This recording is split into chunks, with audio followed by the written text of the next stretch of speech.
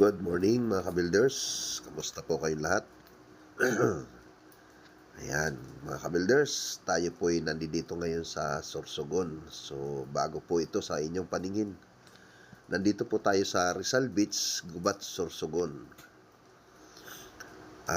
Siguro magtataka kayo bakit nandito ako. Wala naman tayong project dito.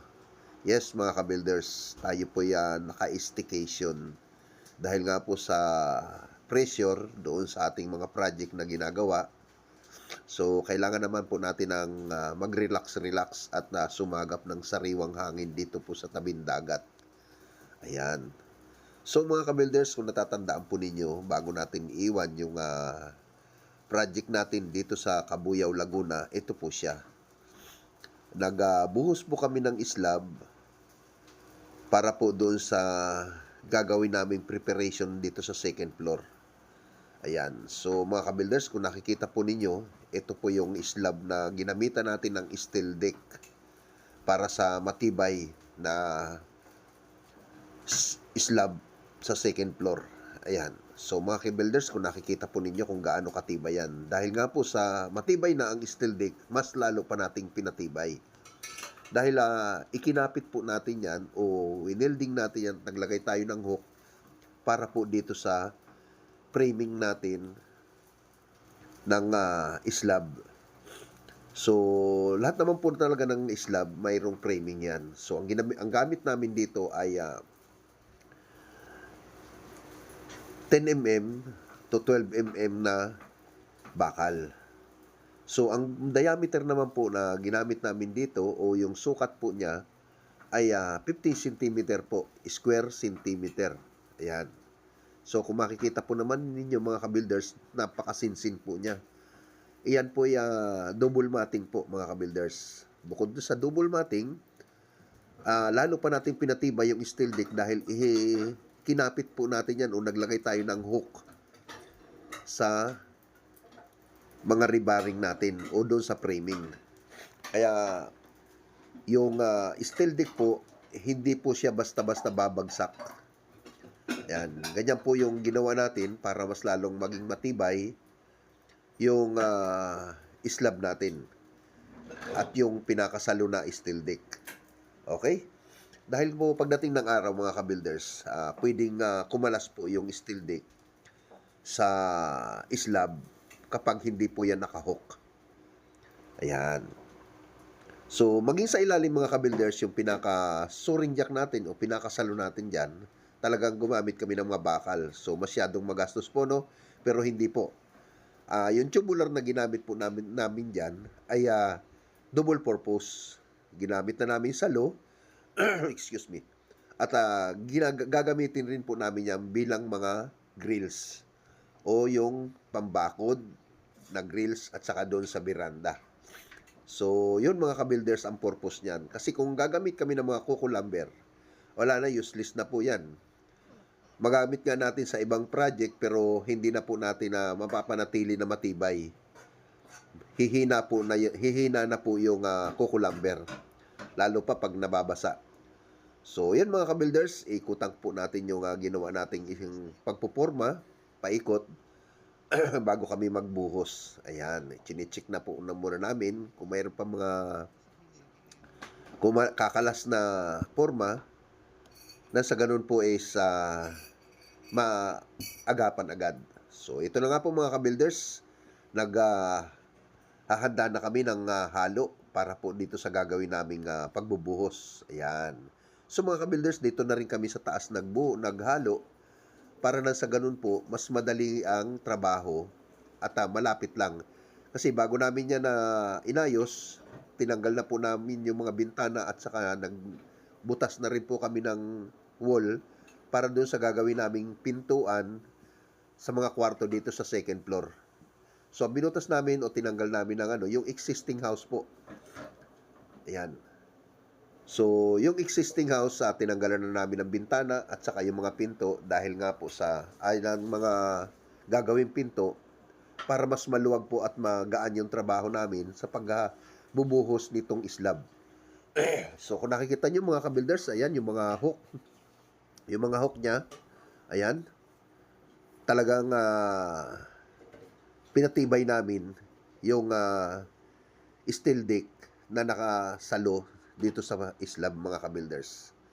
Ayan, kompleto na rin po yung linya ng kuryente. Ayan. So, dyan po ilalagay yung breaker sa ibaba niyan.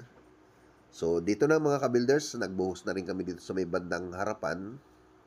Nang sa ganun, mas madali na po yung lakad namin. So, pagkatapos namin doon sa may bandang likod, sinunod namin dito sa may harapan. So, hanggang sa magtagpo na lang yung kanilang halo. Ayan. Dahil nga po ang purpose po namin dyan is yung hindi masyadong hirap yung mga tao sa pagbubuhos. Mas madali po siya. Dahil isa sa taas at isa sa baba yung halo. Ayan. So, yun mga ka-builders. At ito na nga, kaunti na lang yung bubuhusan. Siguro mga 3 halo na lang yan. So, pagkatapos ng pagbubuhos namin dito mga ka-builders, yung mga tao natin ay kung tutusin, kailangan wag muna silang gumalaw dyan. Pero dahil nga po sa medyo maluwang yung area doon sa ibaba, ang ginawa namin mga ka-builders ay nagpapalitada na ako. Ayan. So, kasi nga po mga ka-builders, kailangan patigasin namin ito sa loob ng 20 araw o 3 linggo. Ang ratio po ng timplada ng halo namin ay 1:3. So, medyo matibay na po yan. Isang simento, 2 buhangin, at 3 graba. Yan po yung ginawa naming ratio ng pagtitimpla dito. Ayan. So, yun mga ka-builders, after this na pagbubuhos namin, nagpataang kami o nagpalipas kami ng 3 linggo. So, kaya nandoon tayo sa staycation dahil nga po sa inirelax naman po muna natin yung ating isip. So, hindi naman to yung actual na ito lang ang project natin. Katatapos lang po namin nung project sa Santa Rosa at ito na nga po yung kasunod.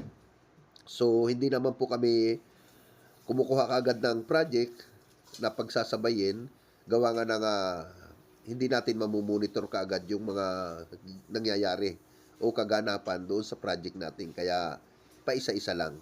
So, by schedule na lang po. So, kung ang nangyayari po dito, ipatapos na po yung mga wrapping, so, pwede na tayong magsimula ulit doon sa panibagong project dahil finishing na po yung gagawa nito. Ayan. So, yun mga ka-builders. Bago pa ako magpatuloy, shout out po muna ako doon sa ating mga subscriber. Ayan.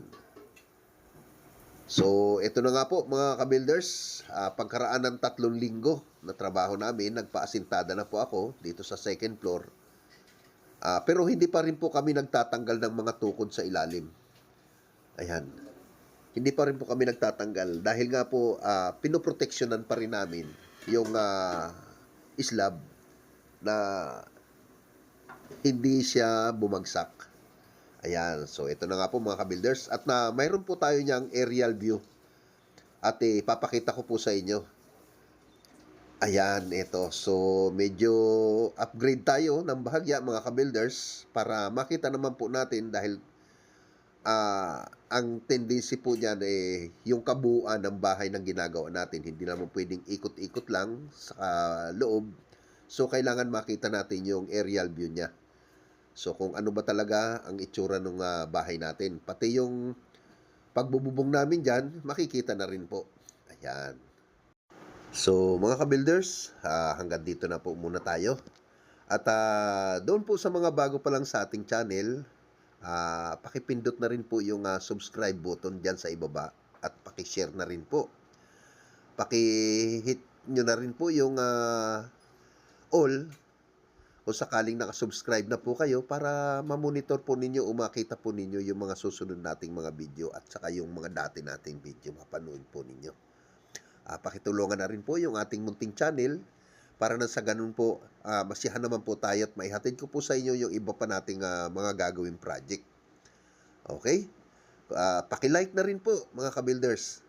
Ayan. So, maraming salamat po sa inyong lahat sa pagsuporta at pagsubaybay sa ating channel. Thank you!